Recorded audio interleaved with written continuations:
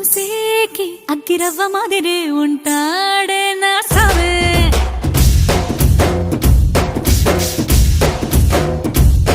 మెత్తాని పత్తి పువ్వుల మరి సంటో